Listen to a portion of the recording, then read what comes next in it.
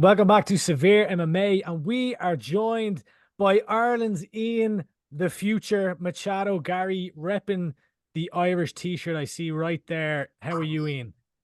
I'm good. Told you this fight, look, 15-0, representing the Irish on the biggest stage possible. I'm flying that flag, and this weekend we take out MVP in a beautiful fashion. Represent the country. That's what it's about. Ian, let's start right there, because we were chatting just before there and you were saying, look, I want to be speaking to Ireland. I want to be speaking to Irish media. One of I'm not going to say criticism, but one of the commentary has been around the maybe the lack of engagement. Look, it's difficult, right? When you're not living in Ireland, it's more difficult to form as much of a connection, as much of a presence with the Irish fans. I heard just talking to Ariel about wanting to be there, wanting to be in Ireland and all that stuff.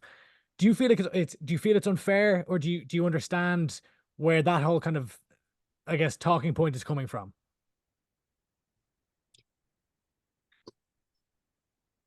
I'm born and bred in Dublin, Ireland.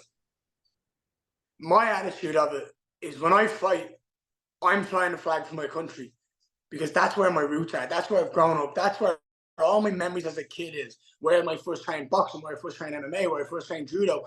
Everything in my life, my firsts were all in there. Like, that is my roots. It's my connection. It's where I grew up. So for me, I am Irish. I am that, like, I am representing Ireland. When it comes to like Irish media and stuff like that, here's the thing. On fight week, Andy, it's what, 6 o'clock for you right now? It's 10 o'clock for me. What do you think you should do? Do you think you should stay an hour later, or I should wake up an hour earlier? On my fight week, what do you think I should? What's it? I think I should stay up an hour later.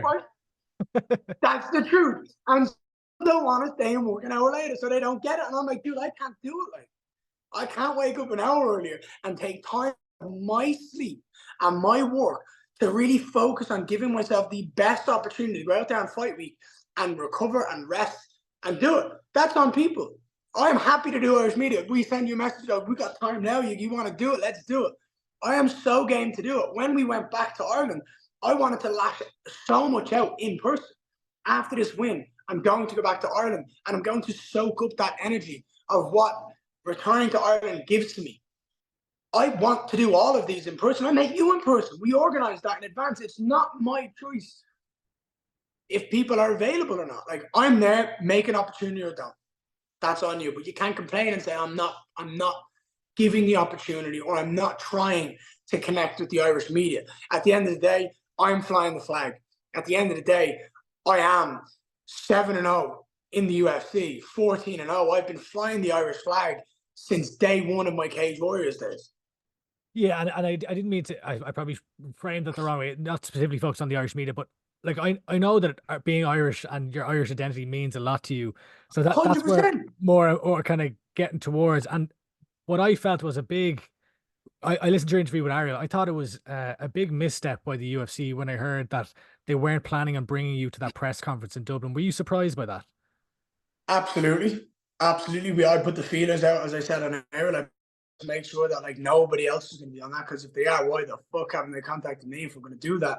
I thought it would be a massive waste opportunity to put Conor and me on the same stage. Massive waste. So I'm kind of glad it didn't happen, because I wanted to be there.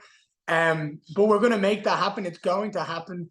It's going to happen. And it's just a matter now in my mind, like the way I see Irish MMA, the way I see the way it's going, it's just going up and up and up and up and up. And I have 7 wins in the UFC flying our flag, and I ain't stopping anytime soon. When we talked about, Conor said it once before. He said, when one goes to war, we all go to war. Well, I'm at war this weekend, and I'm flying the flag for everyone in Ireland. I think that the UFC like the scheduling of the Irish fighters in the UFC, obviously it was supposed to be yourself and Conor on this card. Then you've got 3 Irish fighting next month in Manchester. It seemed like there was a potential there to have kind of stars align with a number of wins, where you could have, people's schedules aligning to at least have the possibility of having a UFC Dublin. Where are you with that? Have you heard that anything shit's gonna this? fucking happen? It has to happen. It's pissing me off. I want that to happen so much. We spoke about it the last time I went to Ireland. We met up outside the 3 Arena. I said, I'm going to bring them back to Ireland. That is still my goal. And even now with Conor being out, this only makes me feel like it's even more possible. Because having one fighter, obviously Conor is completely different to everyone we've ever seen in MMA, and he has different pull and power. But it's always better having two. So for me and Conor to be able to push, a return to the Aviva, to Crow Park, to get whatever we can sorted, why can't we do it? Why can't we go out there and make that happen and make history for Ireland, break all the records in attendance in UFC history, go out there and break the biggest gate, everything. We can do it. I believe together as a team we'll be stronger. What do you think needs to happen to make that happen? Obviously, a consistent winning and just that continuation, but what do you think needs to happen? Getting your hand raised. The more you win, the more power you possess, the more media you do, and the more interest you generate, the more pull you have. It's the perfect example of Conor. There ain't no one else who can ask or get what Conor gets in the UFC, because no one does what Conor does at this point in the UFC. So no one else should expect, if Conor gets this, I should get that. No, you're not on the same level when he's in a different stratosphere. So I think it's just consistent winning, generating interest and excitement in matchups. And it's the example. If I sit you here now and I say McGregor versus Chandler, Machado Garry versus Kobe Chaos Covington, we're going to do it in Dublin, Ireland, in Crow Park, everyone's going to want to see that. Ian, you and your family have had to deal with a lot of bullshit the last while on social media and from fighters and various different people and YouTube channels and all this stuff. I heard you talking about, kind of disconnecting, staying away from your phone, staying away from social media. Did it have an impact on you?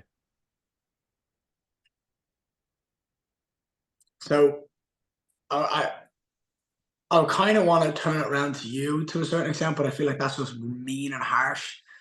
But if someone you love was being called stuff they didn't deserve to be called, and people weren't fact checking, would it piss you off? Yes. Pissed me off. Pissed me off, and it upset me, because my wife is amazing. My family is amazing. My team is amazing. We operate at such a fun, high level. Most of us, anyway. My cameraman sat here. I'm just winding him up. I've been giving him shit over the last couple of days, winding him up, and he's got all red. But we have such a fun, happy energy in the house, and traveling and doing everything we do together. Like, I travel the world with 9 people now. Like, I'm operating at such an elite level, and I have people who I surround myself that enable me to do that. There is no one more that enables me to be myself more than Layla, more than my wife. She understands this business, this elite athlete, from what she's done, her work with football and the football side of things. And if people don't know what she's done in her career, then you have no reason to talk about it. Go look at what she's done. Go look at all of the credentials she has, and then come back and talk to me about it. She's the most amazing person I've ever met. And when people say that shit about her and me, and they just say and spread lies, it's irritating. But we have to sit here and go, we know it's not true. And you've got X, Y, and Z out there in the world saying stupid shit. And you've got everyone in the dog talking about me. And you've got fucking ex-fighters putting their wives to sit down and go, what do you think of his wife? Who the fuck cares? Let me be me. And if you have an issue with it, then keep it to your fucking self. That's the way I look at it nowadays. Like, if you're not in my team, if you are not walking through this door, if you are not getting in the car with me to go to fight week, if you are not training with me or working with me on a consistent basis, if you do not eat at my table, if you do not fucking embrace that emotion that we go through on a daily basis, then I don't have any time for your opinions anymore. I'm conscious we're short on time, so I'm gonna move the topics along, but I appreciate that answer. Michael Venom Page, have you seen him yet on Fight Week? No. What are you Never seen him ever. It seems I've never like seen him in person ever. What do you make of him?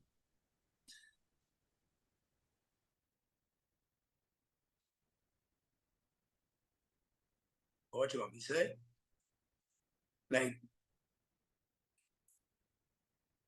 he's someone who has tried to make something of a career in MMA and become a world champion, has failed, and now is coming into the UFC to try and legitimize his career in Bellator. And I'm going to fucking slap the mouth off him on Saturday night. Obviously, he's typically against opponents, spellbinds them with his movement, the very unique fighting style. And Andy, if I was to fucking fight you, you'd be spellbound by my movement. I'm sure. I'm sure if anyone was to fight you, when you're fighting people who you should knock out and you should beat because you and Bellator have had an agreement where you're going to build this guy to be a star, well done. Good job. You did what you were supposed to do. You knocked out who you were supposed to knock out, and you put on a show where you were supposed to put on a show. But the times he was given the opportunity to go out there and do it against a more elite crop of fighters, and I can give you names: Paul Daly, Kevin Holland, Ross Houston, Logan Storley, and Douglas Lima twice. He lost twice, and he went to decision on every single one that he didn't get knocked out in. So I'm not really seeing this superstar against the elite fighters. I'm seeing a superstar when he's fighting a butcher and a librarian. He has an incredibly wide stance. Will you be targeting his league leg?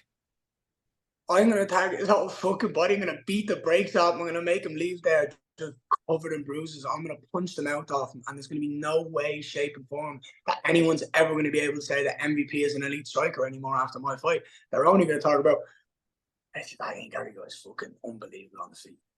How do you think you get it done? Any way I want. Right, I'm going to get you to, and again, I'm conscious of time, a quick fire around here, right?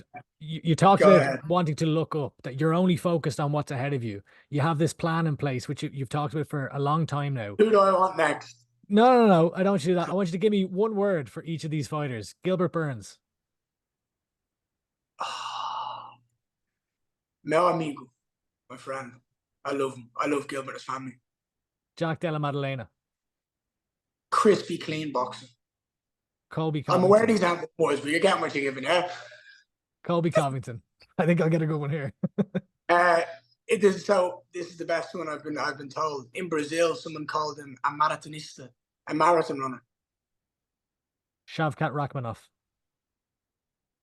Savage. Bilal Muhammad. Dog. Kamaru Usman. Neelis. Leon Edwards.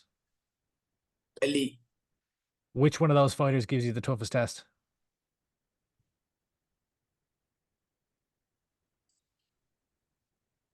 Good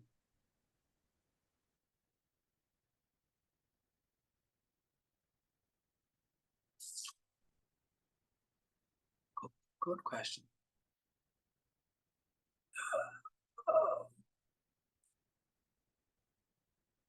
I kind of want to say Leon, but I'm also leaning towards a Shavkat. But I think Shavkat makes a lot more mistakes than Leon does. So therefore, I'll go Leon because I think Leon is cleaner in all aspects. Shavkat is far more aggressive. Shavkat has had 18 fights, 18 finishes. He has that massive potential to go out there and run through people. Leon is a very safe fighter in my point of view. I think he will do anything to get his hand raised, and that means he will just continue to just beat people up over 25 minutes, which I have nothing against, but if you give me 25 minutes, I'm going to just dominate the reads I'll get, the understanding of speed, timing, technique, I'll just dominate you. I feel like Shavkat would come out and go, fuck it, I'm going to run through you. But I still feel like that gives him more opportunity to make mistakes. So I'll say Leon because I think he's more patient, more calm, and more well-rounded. My last question, Ian. Where are we? You talked about the 5-5 plan, right? Where are we on the plan?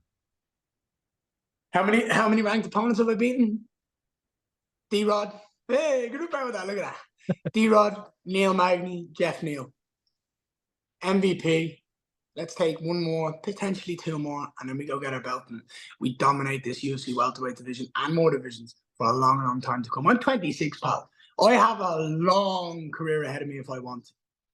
Let's see if it's worthwhile. Let's see if there's enough there. But I believe in the next 4 or 5 years, I'm going to do everything I need to do, win as many world titles as I want to win, knock out as many people as I need to knock out, get my hand raised, remain undefeated, and put my name in the books as one of the greatest fighters that's ever lived. Well, the next step of that takes place this Saturday against Michael Venom Page, UFC 303, Ian Garry versus MVP. Ian, looking forward to watching the fight. All the best. His name is Michael. His name's Michael. Let's not give him a little fucking MVP like he's something special. His name's Michael Page. All right? Get it right. Ian Garry this Saturday, UFC 303. And look, hopefully we get that UFC Dublin sometime soon. Bro, I will always say this. I will continue pushing them. I will continue pushing Dana, Hunter, Sean to make that happen. I'm going to do everything in my power to make that a reality. I appreciate the time, Ian. Thank you very much. All the best, pal.